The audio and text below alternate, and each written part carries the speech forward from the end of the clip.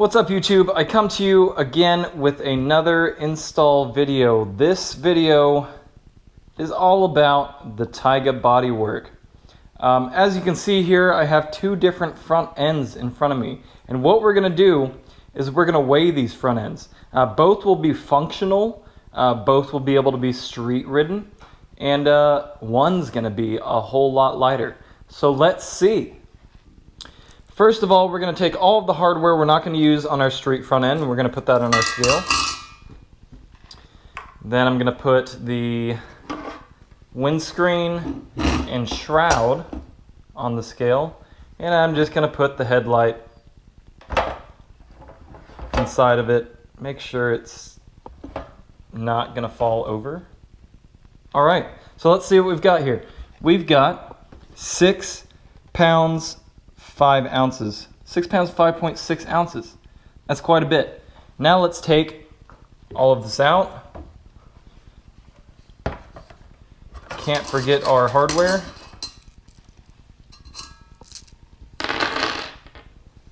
And let's put my slightly modified TYGA front cowling on it. It's got a LED light bar similar to the one that I use on my dirt bike, my CRF 150R. And this weighs 1 pound 15 ounces. Quite a huge difference. And it's going to look really cool too. So let's go see how it installs. Alright, as you can see, I've already taken off everything, and I just want to go over what bolts you need to remove this and what you have to keep. So, to remove the headlight, you have to split the front fairing stay. It's held together, 2 bolts on the steering neck, 2 further up in the fairing stay, and then 1 at the front. All of this is held together. Once you loosen that up, you can pull the headlight straight out, unplug it from the harness.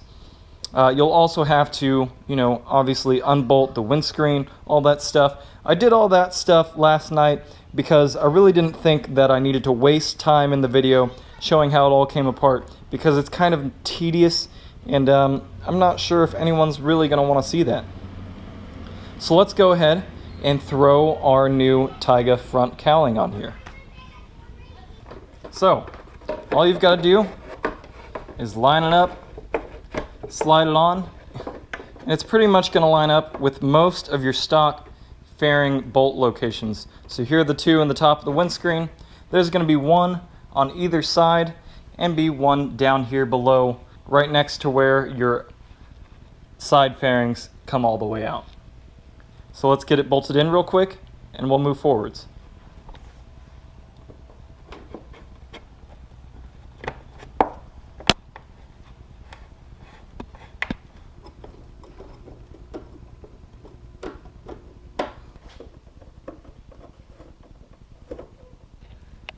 Alright, if you've gotten this far, you've got it mounted up. This is where it actually gets kind of tough. The windscreen from TYGA does not come pre-drilled, so you have to drill your own holes. I made a huge mistake, and I had to buy another one. There is a really specific way you need to do this, and that is either with a very small stepped drill bit, a drill bit made specifically for acrylic, a drill bit that is ground down, or the way that I discovered, and probably the one way everybody should do this, running the drill in reverse. The reason why acrylic cracks if you run the drill in a forward motion is because whenever the bit penetrates, it catches and grabs, and it will just shatter a crack through the acrylic. And that's going to leave you, $50, poorer, because you'll have to buy another windscreen. But what I did is I mounted it in the upper while it was on the bike, so it was at the correct tautness. I marked all of the holes, but specifically I marked these 2 first. So I marked these, I took it off, and then I went and drilled it. So now that I've got these 2 done, I'm going to go ahead and mark the other 3. And we're going to take it off, and we're going to get these drilled as well. So you just want to make sure that it's pushed up tight in the fairing so that it's accurate.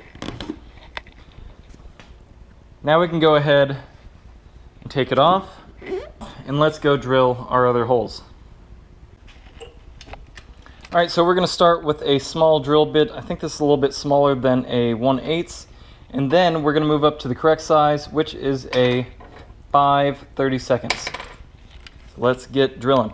Make sure your bit's not super tight in there, and run it in reverse.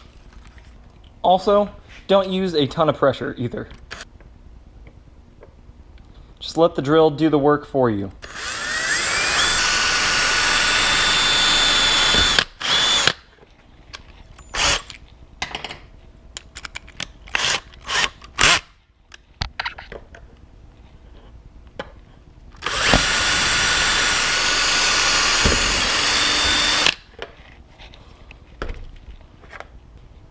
And that's all there is to it. There's no cracking, no burring, it's a clean hole, and it's far enough away from the edge that it's not going to spider crack either. Alright, and here we have our finished product. 5 screws total, no cracks, totally solid, totally lightweight. I dig it. So I do have to say I'm pretty impressed with the quality of these fairings. Whenever I crashed a couple weeks ago, I did actually make contact with the track surface, but it didn't actually crack the tail section. It just kind of ground it down a little bit, but it's still completely usable and nice. It also appears as if I made contact on my lower belly pan. There's a big black mark right here, but it didn't crack at all. It didn't even crack around the bolt holes. So that's pretty impressive as well. As for the upper cowling, I don't know, I haven't crashed in it yet, but I will say that it feels like it's really good quality and it installed pretty easily. I mean, it was tedious, time-consuming work, but it didn't really involve a huge amount of skill. So as you all know, all of these parts are TYGA manufactured. I've been really impressed with the quality of the TYGA parts because they're not really a well-known company over here in America. Like I said in the last install video, all of these parts came from Formula 390. Matt takes really good care of me, and he'll get your parts out fast, and he's got reasonable shipping rates as well. So that's it for this video. As always, make sure you click that like button if you like this video, and if you're new here, make sure you click that subscribe button so you can see more videos like this from me in the future. And as always, do not forget to have a nice day.